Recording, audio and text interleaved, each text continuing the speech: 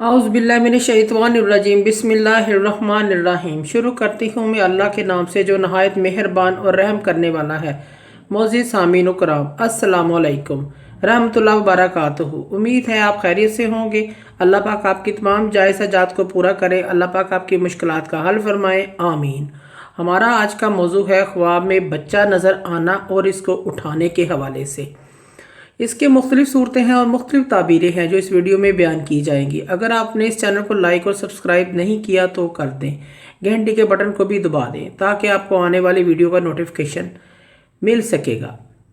ख्वाब में कोई देखे इसकी बेटी पैदा हुई है। अगर ये ख्वाब शादीशुदा औरत देखती है तो इंशाल्लाह बेटा पैदा होने की अलामत है, और अगर कोई गैर शादीशुदा देखती है तो गैर माल दौलत मिलने की, गायब से रिज़्क़ मिलने की अलामत है और खुशखबरी मिलने की अलामत है।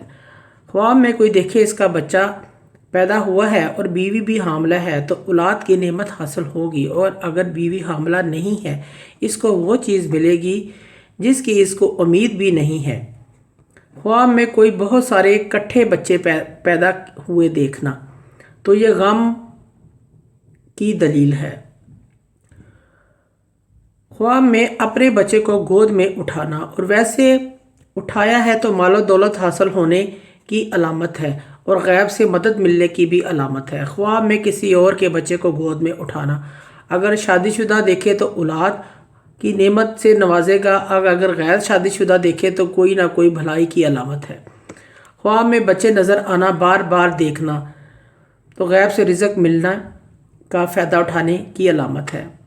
ख्वाब में गैब से रिज़्क़ मिलेगा या कोई खुशी मिलने की अलामत है या औलाद पैदा होने की अलामत है। ख्वाब में खूबसूरत बेटा पैदा होना आराम और राहत की अलामत है। ख्वाब में बच्चा गुम हो जाना गुर्बत की अलामत है। ख्वाब में किसी जगह बच्चा पड़ा हुआ मिला है या दिया है तो इसको ऐसी जगह से रिज़्क़ मिलेगा जहाँ से इसको उम्मीद भी नहीं है।